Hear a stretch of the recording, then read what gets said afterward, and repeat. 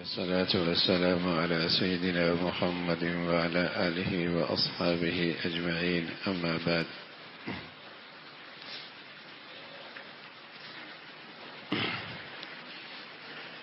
پیارے رسول صلی اللہ علیہ وسلم کی زندگی، آپ کا گھریلو زندگی کا نقشہ، اولاد کے ساتھ محبت اور دین کے لحاظ سے تربیت اور ان کی کردار سازی، پھر رسول کریم صلی اللہ علیہ وسلم کا اپنی بیٹیوں کے ساتھ حسن سلوک،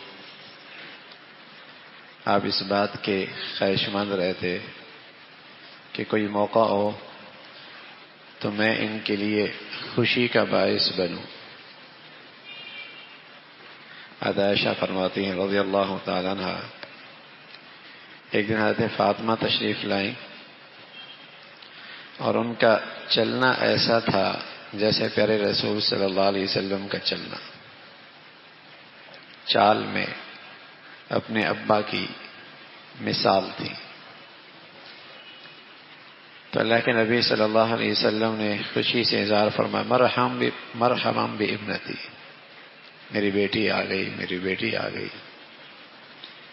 پھر اسے اپنے دائیں طرف بٹھایا اور اس کے کان میں کچھ سرگوشی فرمائی۔ تو حضرت فاطمہ رضی اللہ عنہا رونے لگی۔ تو عائشہ فرماتی، میں نے کہا نہ رو،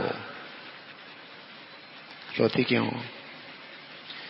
اتنے میں اللہ نبی صلی اللہ علیہ وسلم نے پھر سرگوشی فرمائی، فضحکت، اب ہنسنے لگی۔ تو عائشہ فرمانے لگی کہ اتنا جلدی کسی کو میں نے ہنستے روتے نہیں دیکھا۔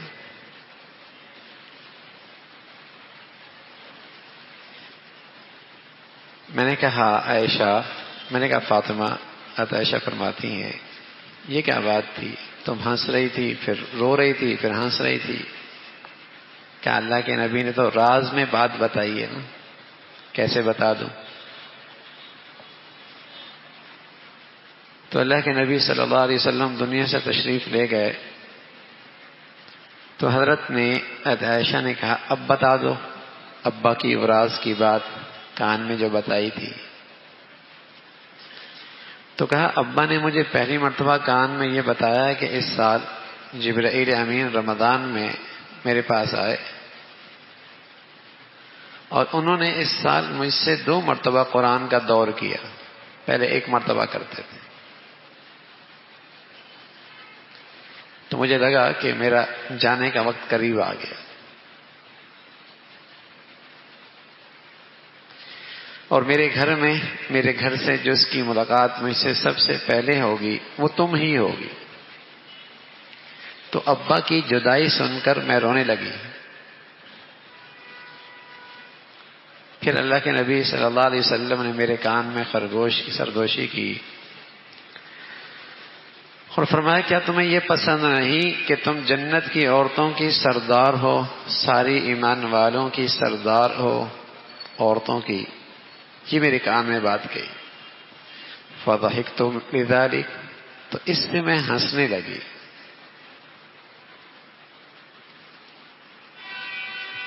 تو آپ نے خوشی کی بات اپنی بچی کو پہنچا کر اس کو مسرور کر دیا۔ پھر آپ اس بات کی فکر مند رہتے کہ انہیں کس طریقے سے نیکیوں کا اور دعاؤں کا شوق دلایا جائے۔ ایک دن اللہ کے نبی صلی اللہ علیہ وسلم فاطمہ سے کہنے لگے فاطمہ سنو میری نصیحت، جب بھی صبح کرو نا یا شام کرو تو یہ کلمات کہہ دیا کرو، یا حی یا قیوم برحمتک استغیث اصلح لی شأنی کلہ ولا تکلنی الی نفسی طرفۃ عین۔ یہ اپنی بیٹی کو ذکر سکھایا، دعا سکھائی، اور یہ دعا بھی اللہ کے نبی کی ہے. سمندر کو کوزے میں بند کرنے والی بات ہے. الفاظ تھوڑے ہوتے ہیں، مفہوم سبحان اللہ بہت بڑھیا، بہت وسیع، بہت جاندار. فرمایا بیٹی صبح ہو یا شام ہو یہ دعا کیا کرو. یا حی یا قیوم برحمتک استغیث، اے وہ ذات جو حی اور قیوم ہے، تیری رحمت کی میں طلبگار ہوں، آپ میری ہر حالت کو سنوار دیں. اصلح لی شأنی کلہ، اور ایک لمحے بھر کے لیے بھی مجھے میرے نفس کے حوالے نہ فرمائے. لمحے بھر میں بھی آپ مجھے میرے نفس کے حوالے نہ فرمائیں. وَلَا تَكِلْنِي إِلَىٰ نَفْسِي طَرْفَةَ عَيْنٍ. تو اللہ کے نبی صلی اللہ علیہ وسلم اپنے بچوں کی تربیت فرماتے، انہیں دعائیں سکھاتے، اللہ کی طرف رجوع کرنے کے لیے دعائیں ذکر بتلاتے.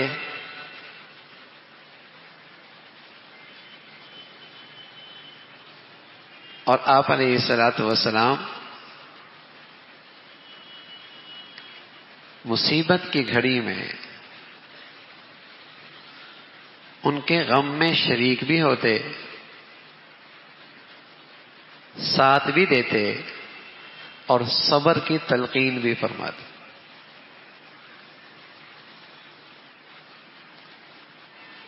اللہ کے نبی صلی اللہ علیہ وسلم کی بیٹی نے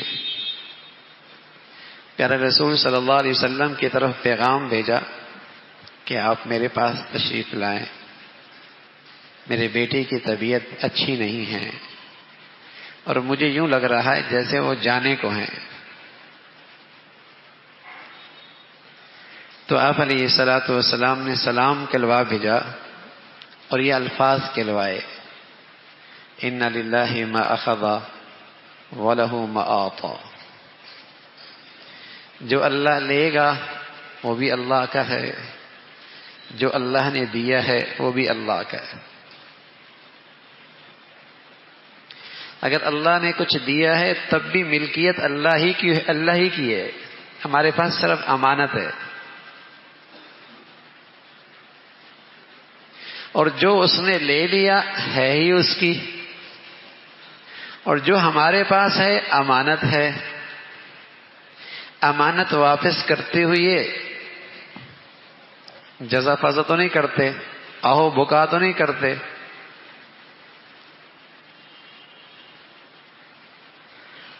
اور ہر چیز کے لیے ایک وقت مقرر ہے، کب تک اللہ نے یہ امانت آپ کو دی ہے وہ بھی طے ہے، اور اپنے وقت پہ اللہ اپنی امانت واپس لے لیں گے.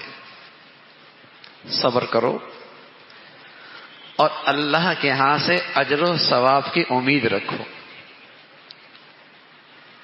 اس انداز سے اپنی بیٹی کو صبر کی تلقین کی اور یہ حوصلے بھرے کلمات کہلوا بھیجے کہ اللہ کی چیز ہے، جو ہمارے پاس ہے وہ بھی اللہ کا ہے، جو اللہ نے واپس لے لیا وہ بھی اللہ کا ہے. اور امانت آدمی کے پاس ایک وقت تک ہے، پھر اللہ اس امانت کو واپس لے لیتے ہیں. تم صبر کرنا، ہاں یہ تھوڑا سا جو تمہیں غم ہوگا نا اس پر بھی اللہ انعام دیں گے، اجر و ثواب دیں گے.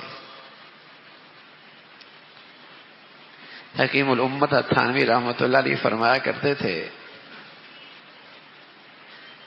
کہ ہم تمہیں زندگی کا ایک طاقت کا نسخہ دیتے ہیں، انتہائی طاقتور چیز زندگی کی، انتہائی طاقتور چیز، اور وہ آپ کی زندگی کی بہت بڑی طاقت ہے اور یہ زندگی بھر کام آئے گی. اور فرماتے ہیں وہ طاقت کا نسخہ یہ ہے، ہر مصیبت کی گھڑی میں یہ خیال کر لینا، یہ دھیان کر لینا کہ اللہ اس مصیبت پہ کوئی بڑا انعام دیں گے.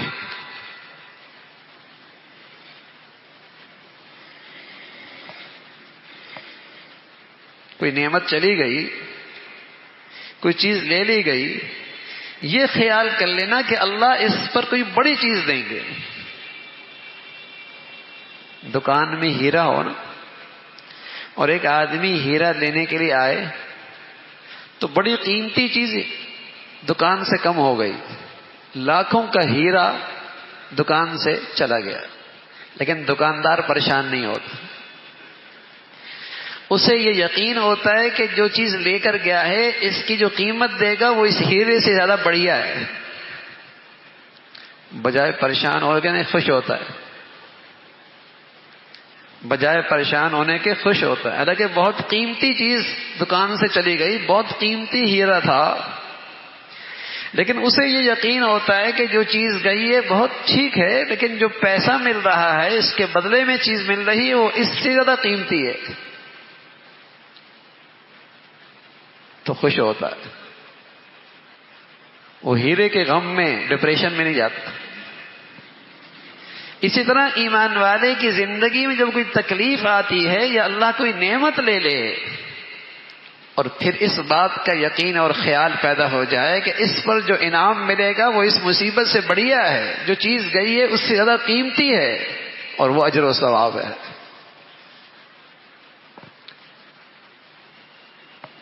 تو زندگی میں یہ غم لگے گا نہیں۔ وقتی طور پہ جدائی کا غم ہوتا ہی ہے،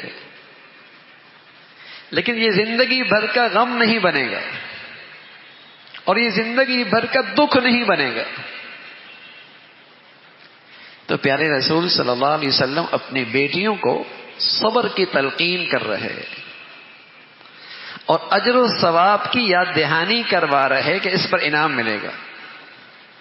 بیٹی کہنے لگی یا رسول اللہ آپ خود تشریف لائے نا، آپ تشریف لے آئے، آپ کے ساتھ حضرت سعد بھی تھے، حضرت معاذ بھی تھے، ابی ابن کعب بھی تھے، زید بن ثابت بھی تھے، تو آپ نے اس بچے کو اپنے گود میں لے لیا اور اس بچے کے آخری سانس نکل رہے تھے تو آپ ففاضت عیناہ، آپ کے آنکھوں سے آنسو بہ رہے تھے۔ حضرت سعد نے سمجھا کہ کسی بھی غم اور تکلیف میں آنسو بہانا بھی حرام ہے، تو فوراً کہنے لگے یا رسول اللہ آپ رو رہے ہیں؟ تو آپ نے فوراً وضاحت فرمائی سعد ہر آنسو بہانا بری بات نہیں، غم کے موقع پہ، کسی کی جدائی کے موقع پہ اگر آہو بکا کرو گے، جزا فضا کرو گے، اللہ سے شکوے شکایت کرو گے، یہ بری بات ہے، باقی محبت کے آنسو تو بہتے ہی ہیں، یہ محبت کے آنسو ہیں، یہ شفقت کے آنسو ہیں، یہ پیار کے آنسو ہیں، یہ برے نہیں۔ ہم وہی کہتے ہیں جس میں اللہ کی رضا ہے، دل ہمارا وہی کہہ رہا ہے، زبان ہماری وہی کہہ رہی ہے کہ اللہ کی مرضی، ہم اللہ کی مرضی پہ راضی، اللہ کی رضا اس میں ہم اللہ کی رضا پہ راضی، باقی یہ محبت کے آنسو ہیں، آہو بکا نہیں، جزا فضا نہیں، گریبان کا چاک کرنا نہیں ہے،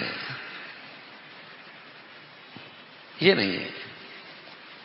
تو اس طرح رسول کریم صلی اللہ علیہ وسلم اپنی بیٹیوں کے گھر میں غم میں شریک ہوتے، انہیں حوصلہ دیتے اور ان کے لیے سہارا بنتے، اور ساتھ ساتھ رسول کریم صلی اللہ علیہ وسلم جو ایک فطرتی محبت ہوتی ہے نواسوں سے، پوتوں سے، اس کا اظہار بھی ہوتا تھا۔ یہ اللہ نے محبت رکھی ہے، پوتوں کی محبت، نواسوں کی محبت، تو اس کا اظہار بھی آپ کی زندگی سے ہوا کرتا تھا۔ آپ کی بیٹی حضرت ام کلثوم کا انتقال ہوا، آپ نے خواتین سے کہا انہیں غسل دو 3 مرتبہ 5 مرتبہ، اور اس پانی میں بیری کے پتے ڈال دینا، اور جب تم فارغ ہو جاؤ تو پھر مجھے بلا لینا۔ یعنی آپ براہ راست غسل کی نگرانی فرما رہے، لا تعلق نہیں، براہ راست نگرانی فرما رہا ہے۔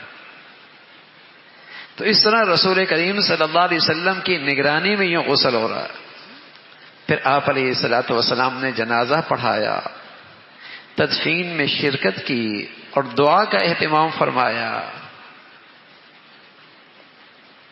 تو اللہ کے نبی صلی اللہ علیہ وسلم زندگی میں بھی اپنی اولاد کا حق ادا کرنے والے تھے اور زندگی کے بعد بھی اپنی اولاد کا خیال رکھنے والے تھے۔ شادی سے پہلے بھی اپنے بچوں کی طرف توجہ ہوتی تھی اور شادی کے بعد بھی اپنی بچیوں کی طرف خاص توجہ ہوتی تھی۔ وہ ایک جو رشتہ ہے اولاد کے ساتھ زندگی بھر رہا، جس میں آپ کی توجہ محبت کی بھی رہی، دینی تربیت کی بھی رہی، صبر اور حوصلے کی بات بھی کی، اور ساتھ ساتھ رسول کریم صلی اللہ علیہ وسلم نے جب وہ اپنے گھر والی ہو گئیں تو رہنمائی فرمائی کہ میاں بیوی کے اندر اونچ نیچ کی جو بات ہوتی ہے وہ ایک فطرتی ہے، فطرت ہی ہے، آپ اس میں دخل اندازی نہیں دیا کرتے، اس میں آپ دخیل نہیں ہوا کرتے تھے۔ تو اس طرح آپ علیہ الصلوۃ والسلام نے اپنے بچوں کی زندگی کے ساتھ اپنا معاملہ رکھا اور آپ نے اس انداز سے نگرانی بھی فرمائی، تربیت بھی فرمائی۔ اللہ عمل کے توفیق نصیب فرمائے۔